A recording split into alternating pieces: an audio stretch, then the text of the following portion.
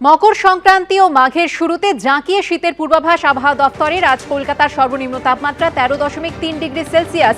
আর গঙ্গাসাগরে এই মুহূর্তে প্রস্তুতি একেবারে তুঙ্গে। আমাদের প্রতিনিধি হিন্দোল দে সরাসরি রয়েছেন আমাদের সঙ্গে। হিন্দোল, পুণ্যার্থী সমাগমের কি ছবি দেখতে পাচ্ছ? প্রশাসনের তরফে কি ব্যবস্থা রাখা হয়েছে?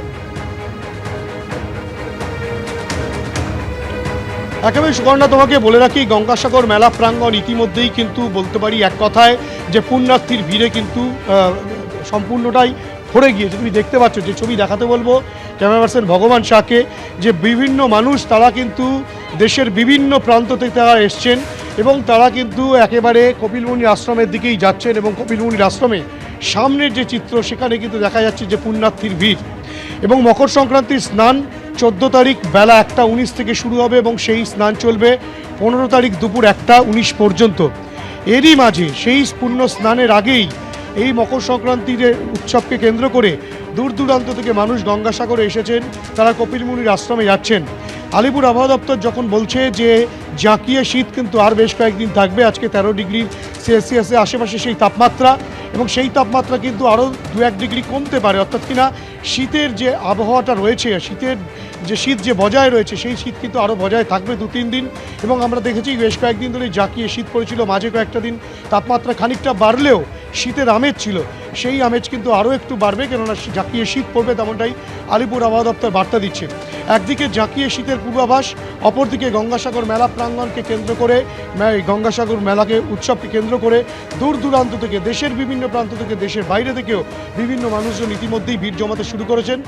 রাজ্যের তরফ থেকে বলা হয়েছে গতকালই বেলা 3টে পর্যন্ত প্রায় 45 লক্ষ লোক এসেছে এবং এই সংখ্যাটা কিন্তু উত্তরোত্তর বৃদ্ধি পাবে, তেমনটাই রাজ্যের তরফ থেকে বলা হচ্ছে। এবং সে কারণে নিরাপত্তা একেবারে আঁটোসাঁটো করা রয়েছে গঙ্গাসাগর মেলা প্রাঙ্গণকে কেন্দ্র করে।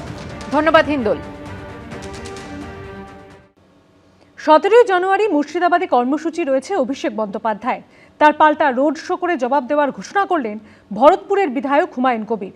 পাশাপাশি 1 ফেব্রুয়ারি ব্রিগেডে 10 লক্ষ জমায়েতের হুঙ্কার ছাড়লেন সাসপেন্ডেড তৃণমূল নেতা।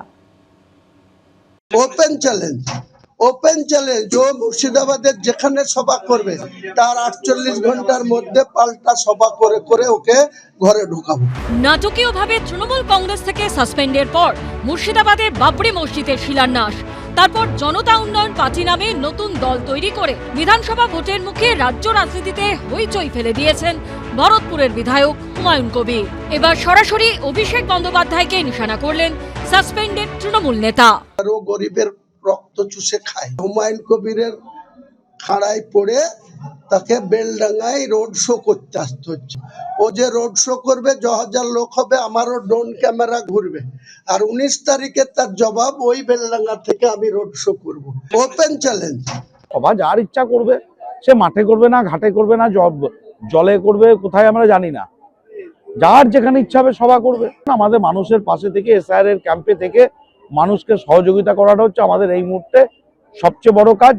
এবং 15 বছরের উন্নয়নকে সামনে রেখে মানুষের ঘরে ঘরে উন্নয়ন কি হয়েছে বোঝানোটা এই মুহূর্তে আমাদের কাজ, সেই কাজটাই আমরা করে যাচ্ছি। এর আগে নাম না করে আক্রমণ শানিয়েছিলেন অভিষেক বন্দ্যোপাধ্যায়, পাল্টা জবাব দিয়েছেন হুমায়ুন কবির।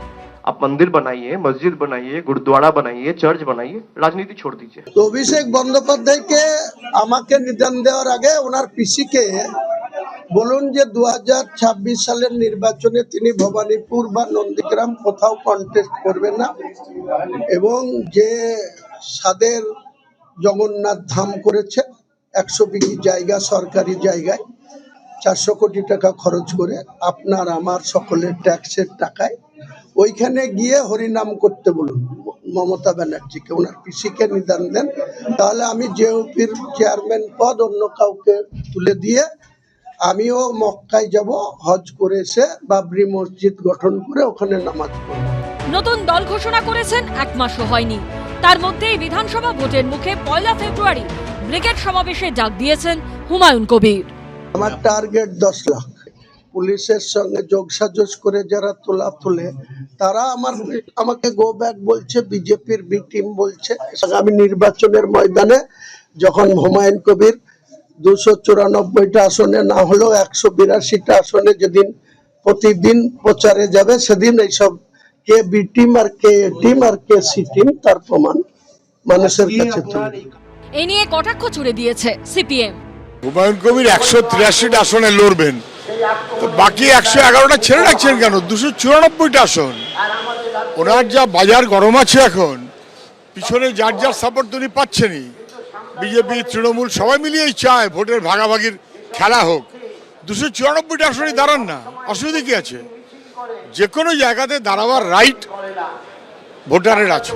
সোমবার নদিয়ার কালীগঞ্জে নতুন পার্টি অফিসের উদ্বোধন করেন জনতা উন্নয়ন পার্টির চেয়ারম্যান হুমায়ুন কবির।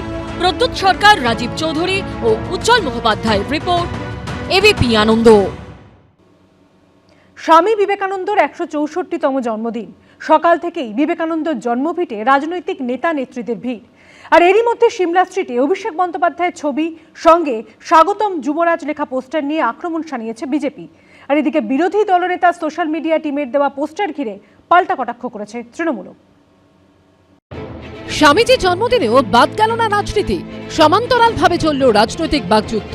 আক্রমণের অস্ত্র হয়ে উঠল পোস্টার হোর্ডিং। সোমবার স্বামী বিবেকানন্দর 164তম জন্মদিন।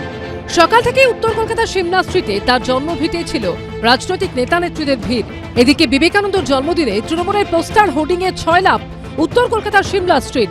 স্বামীজিকে শ্রদ্ধা জানিয়ে যে পোস্টার, তাতে কোনোটায় মমতা বন্দ্যোপাধ্যায়, অভিষেক বন্দ্যোপাধ্যায়ের ছবি, কোনো হোর্ডিংয়ে অভিষেক বন্দ্যোপাধ্যায়ের ছবি, সঙ্গে লেখা স্বাগতম যুবরাজ। একদম স্বামীজির বাড়ির সামনে যে হোর্ডিং দেওয়া রয়েছে তাতে স্বামীজির বদলে শুধুমাত্র স্বাগতম যুবরাজ সেটা লেখা রয়েছে, এবং সেটা নিয়েই কিন্তু বিজেপি প্রশ্ন তুলছে এবং সেইটা নিয়ে একটা বিতর্ক তৈরি হয়েছে। স্বামীজি আসল যুবরাজ, অন্য কেউ যুবরাজ নয়। আমি শুনেছি এখানকার প্রধান মহারাজ কাউন্সিলরদের ডেকে বলেছিলেন যে এখানে অন্য কারো ছবি লাগাবেন না, তারপরেও শোনেনি। এদের ঔদ্ধত্য কোথায় গেছে? না না, আরে যুবরাজ লিখছে, মাননীয় মুখ্যমন্ত্রীর ভ্রাতুষ্পুত্রকে যুবরাজ লেখা হচ্ছে স্বামীজির বাড়িতে। স্বামীজি একমাত্র যুবরাজ। গুরুত্বহীন বক্তব্য মানুষ এবং জনপ্রিয় যখন নেতৃত্ব থাকেন তাদেরকে বিভিন্ন চোখে তাদের ফলোয়ার্সরা দেখেন। এটাতে অপমান করার কোনো জায়গা তাদেরও নেই। এটা মানুষের ভালোবাসা, আশীর্বাদ, এবং তাই অভিষেক বন্দ্যোপাধ্যায়কে যুবরাজ হিসেবে দেখে। এটা তো যে পছন্দ করে তার ব্যাখ্যা, শুধু তাতে তার কষ্ট হচ্ছে কেন? কোন হোর্ডিংয়ের নিচে নাম ছিল জোড়াসাঁকোর তৃণমূল বিধায়ক বিবেক গুপ্ত, কোনটায় আবার উত্তর কলকাতার যুব তৃণমূল সভাপতি শান্তিরঞ্জন কুণ্ডু। রুচির পরিচয়। এখানে স্বামীজির জন্মদিন হচ্ছে না কে বিবেক গুপ্তর জন্মদিন হচ্ছে না অভিষেকের জন্মদিন হচ্ছে, কিছুই বোঝা যাচ্ছে না। পোস্টার নিশ্চয়ই কেউ লাগাতে পারে, সে গেছে, কিন্তু রাজনৈতিক দল শুধুমাত্র ভোটের দিকে তাকিয়ে যারা স্বামীজির বাড়িতে যাবার কিংবা ওই জায়গায় যাবার একটা চেষ্টা করে, তাদের বাংলার মানুষ দেখে নিচ্ছে। অন্যদিকে সিমলা স্ট্রিটে দেখা যায় বিবেকানন্দকে শ্রদ্ধা জানিয়ে এই হোর্ডিংও, যার নিচে লেখা এরওপি, অর্থাৎ লিডার অফ অপোজিশন বা বিরোধী দলনেতার সোশ্যাল মিডিয়া টিম।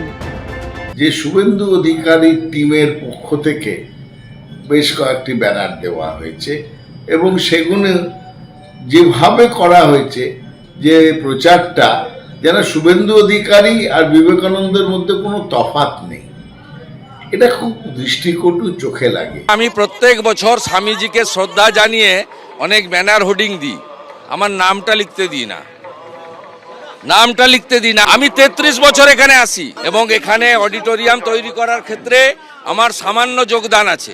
সব মিলিয়ে বিবেকানন্দর জন্মদিন ঘিরে শীতের সিমলা স্ট্রিটে চরমে উঠল রাজনীতির উত্তাপ। অর্ণব মুখোপাধ্যায়, অনির্বাণ বিশ্বাস ও আশাবুল হোসেনের রিপোর্ট, এবিপি আনন্দ।